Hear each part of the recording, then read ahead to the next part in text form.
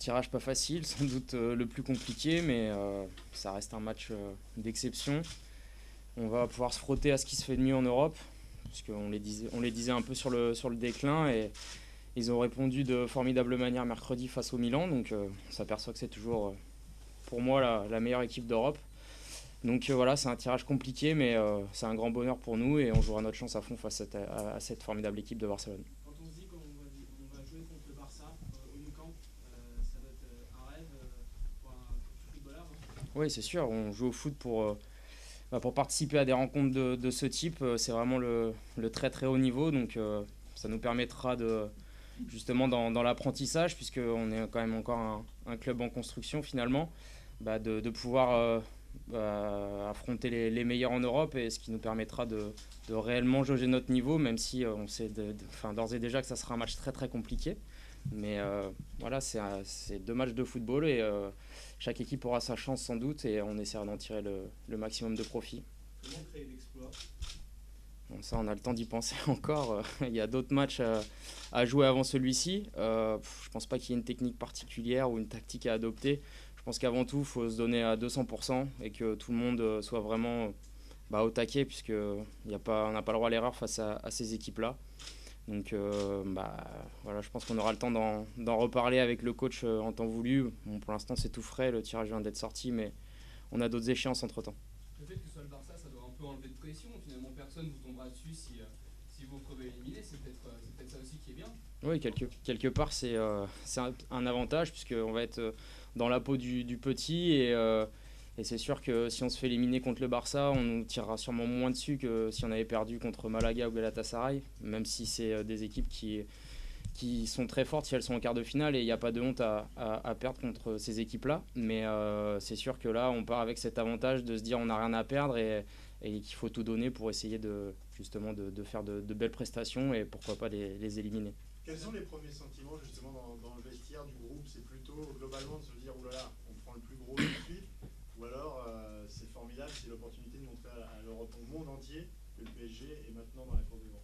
Voilà, c'est un mélange de ces deux sentiments. On sait que ça sera très compliqué de passer ce tour, et en même temps, ça nous permettra justement peut-être de créer un exploit, et de franchir encore un palier supplémentaire dans notre progression. Donc voilà, c'est vrai que ça va arriver vite.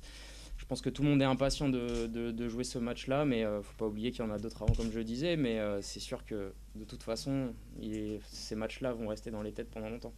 À titre personnel, le fait que Messi joue plus souvent à droite, ça soulage un petit peu.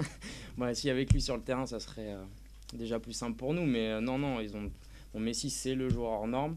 Maintenant, je pense qu'avoir Pedro, c'est pas une part de gâteau non plus sur son côté. Donc voilà, ils ont des joueurs de talent, que ce soit Pedro, Iniesta, Xavi, et je cite que, hein, mais voilà, ça sera difficile pour tout le monde, et si on n'est pas, comme je disais tout à l'heure, à 200%, on n'a aucune chance. Christophe, c'est la première fois dans la saison que vous allez disputer un match en tant que petit. Ça, c'est un sentiment particulier, non? De ne pas avoir cette pression de gagner à la fin du match, on va dire.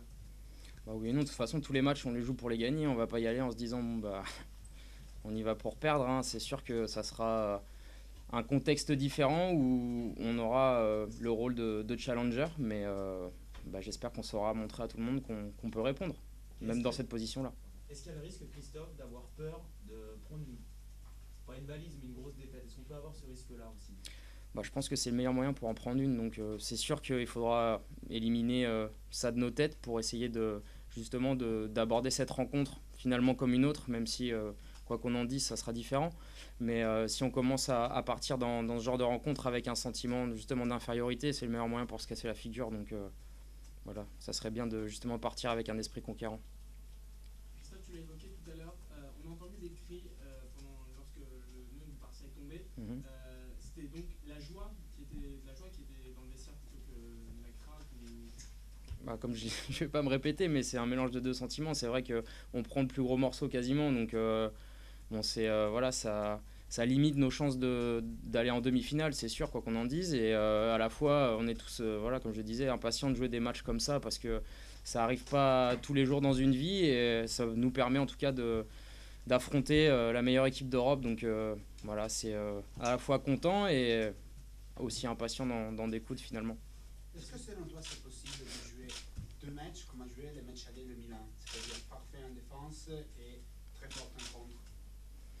Ça ressemble un peu à notre style de jeu. On s'appuie sur une bonne défense et avec des joueurs qui vont vite devant de contre-attaque. C'est possible, hein, voilà. Barcelone a le meilleur jeu pour moi en Europe et pourtant se sont fait éliminer contre des équipes qui jouaient beaucoup moins bien. Donc il n'y a rien d'impossible, même si forcément ça reste compliqué. Mais je pense qu'on a aussi des atouts à faire valoir dans ces rencontres et qui nous permettront peut-être de les éliminer et d'aller en demi-finale. Christophe, à titre perso, un petit chamois il y a quelques années, et là vous êtes pincé l'avant-bras tout à l'heure quand vous avez joué. Bah, c'est sûr que ça fait un peu rêver. Quand on remonte le temps en 10 ans en arrière, le Camp Nou, j'avais été le visiter en tant que touriste. Et donc voilà, c'était un peu marré avec ma femme en se disant peut-être qu'un jour je viendrai jouer ici. Et puis bah, peut-être que ça deviendra réalité dans 3 semaines. Donc voilà, c'est exceptionnel. Et en tout cas, ça permet aussi de, justement, en se rappelant ces moments-là, de relativiser et de se dire que voilà, tout est possible dans une carrière et qu'il ne faut jamais rien lâcher. C'est sûr qu'on aura besoin de toutes nos forces pour ce match-là, pour ces matchs-là. Et c'est vrai que Zlatan nous manquera forcément. Maintenant, il y a d'autres joueurs à disposition et il faudra, comme je le disais, que ce soit Zlatan ou Kevin ou je ne sais qui encore, être au taquet à 200% si on veut espérer quelque chose dans ces rencontres. Donc à partir du moment où on a l'état d'esprit, la volonté, voilà, on peut soulever des montagnes, comme on dit, donc j'espère que ça sera notre cas. Pas un mot des anciens, Thiago Motta, Maxwell, qu'on parlait du non, ils n'ont pas...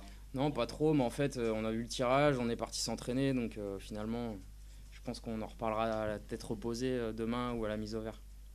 Ce match arrivera en semaine après le France-Espagne. Est-ce que dans ce match France-Espagne, selon toi, il y aura quelques pressions en plus pour vous que vous allez rencontrer les joueurs espagnols du Barça? Non, c'est sûr que ça fait 2 rencontres rapprochées avec nos voisins espagnols, mais j'espère qu'avec l'équipe de France, on arrivera à donner un premier avant-goût de ce qui peut les attendre à Paris et qu'ils nous prendront vraiment aussi au sérieux, même si j'en doute pas une seconde. Christophe, on a beaucoup parlé, on parlait de Zlatan, mais on a beaucoup parlé de sa petite phrase de dimanche dernier, voilà, qui était une petite pique pour les supporters. Est-ce qu'il y a un malaise Ibra au PSG? Non, pas du tout.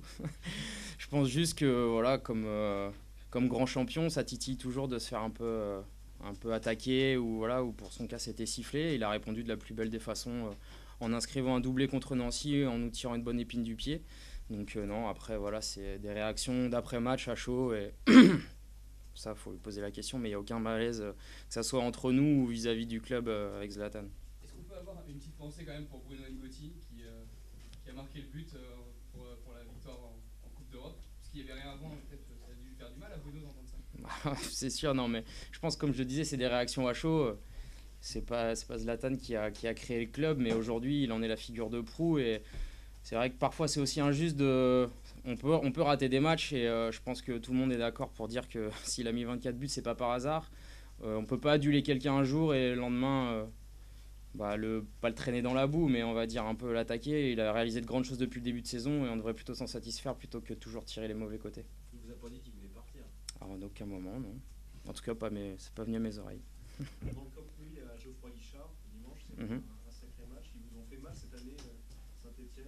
Vous avez les recettes pour leur rendre leur monnaie de la pièce? J'espère qu'on les a. En tout cas, on avait fait une bonne partie du chemin en Coupe de la Ligue. On avait réussi à bien les contrôler. Bon, on avait perdu au penalty.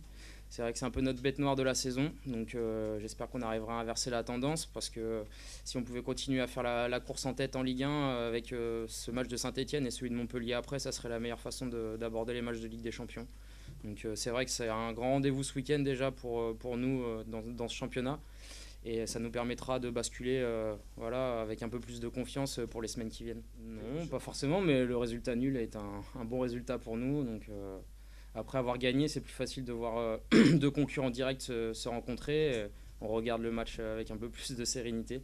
Donc après, il y a eu match nul. Ça nous permet de prendre de l'avance et de récupérer les points perdus les semaines passées. Elle vous surprend, cette équipe de Saint-Etienne, vaincue en 2013.